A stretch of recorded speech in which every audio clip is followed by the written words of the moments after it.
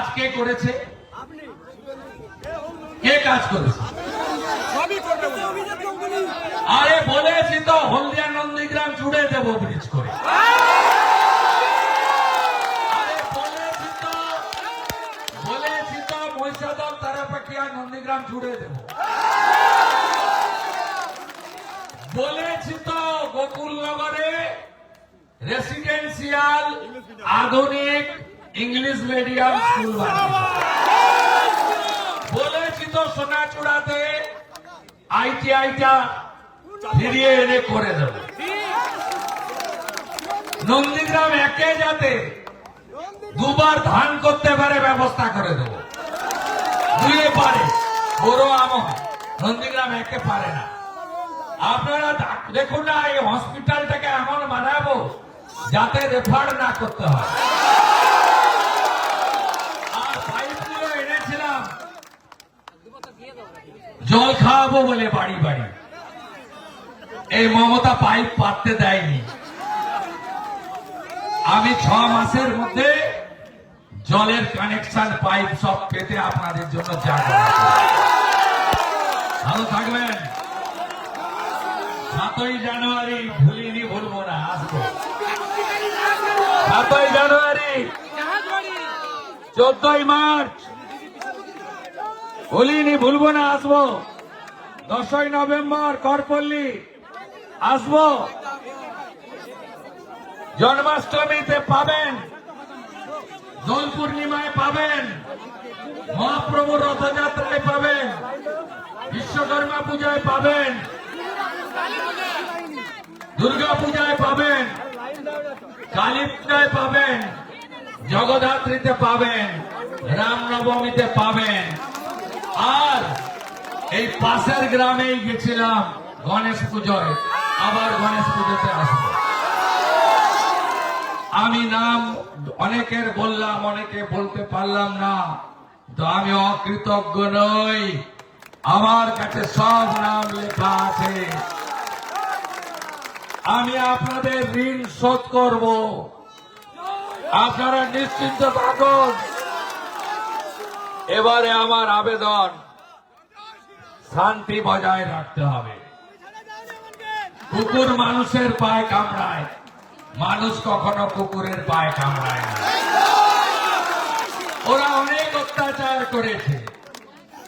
এই টাউন ক্লাবে আমি যখন এখানে 15ই আগস্ট আসতাম, আমি এখানে বজরংবলীর পুজোতে আসতাম আর ফিতে কাটতে আসতাম কালী পুজোতে। তখনই আমি বলতাম, নন্দীগ্রাম এই দৃশ্য দেখেনি, ককটেল বোম দিয়ে পুড়িয়ে দিয়েছিল। আমি বলবো, হাতে আইন কেউ নেবেন না।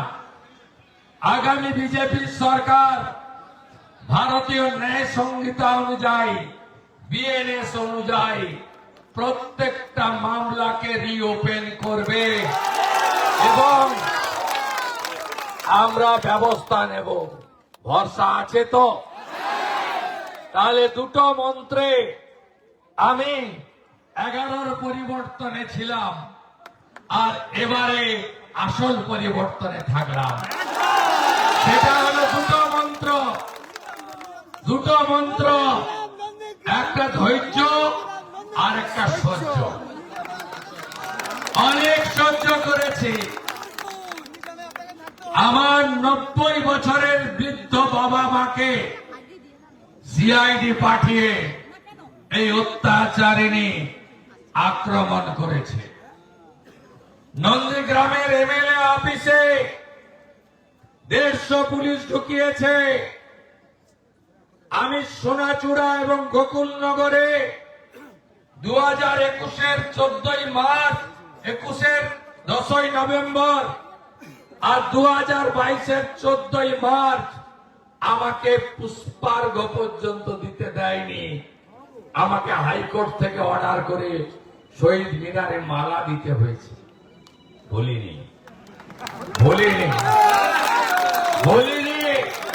যে সব আইনি পথে হবে।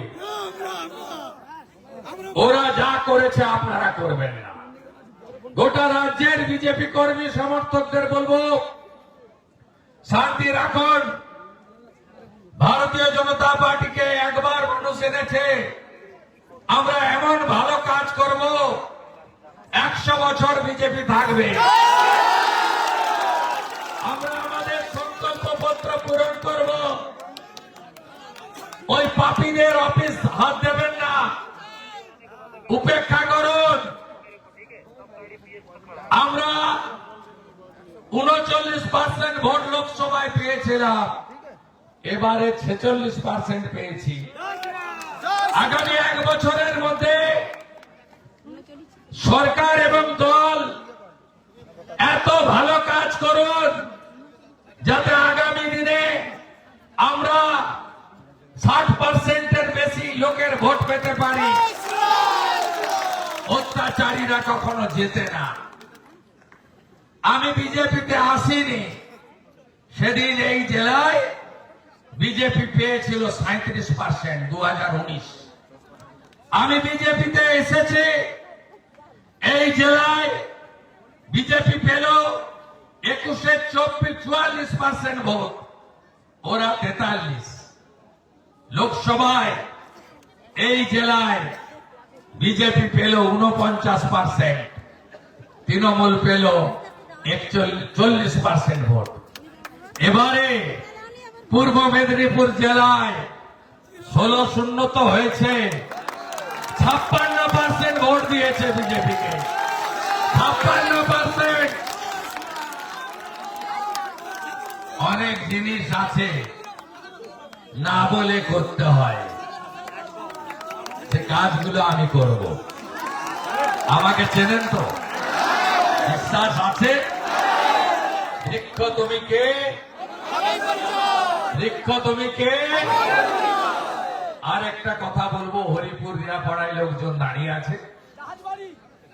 9 তারিখের পরে পুলিশের অনুমতি নিয়ে বিজয় মিছিল করবেন শান্তিতে। এখন এই 2-3টে দিন আর বিজয় মিছিল করবেন না। লোকের, সাধারণ লোক, যেমন একটা লোক অপরাধী হতে পারে, তার বাবা মা, তার বাড়ির ছেলে মেয়ে, ছোট বাচ্চারা অপরাধ করেন। আপনারা, আমি সবাইকে আপনাদের মাধ্যমে, যেহেতু চ্যানেল লাইভ সবাই আছে, করবেন না পিসি।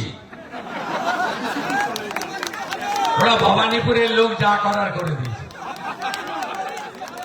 আরেকটা কথা বলে গেলাম, আমার পার্টির কেন্দ্রীয় নেতারা যেটা ঠিক করবেন সেটাই হবে। আমার মতামত দেওয়ার থাকলে তাদের কাছেই দেব।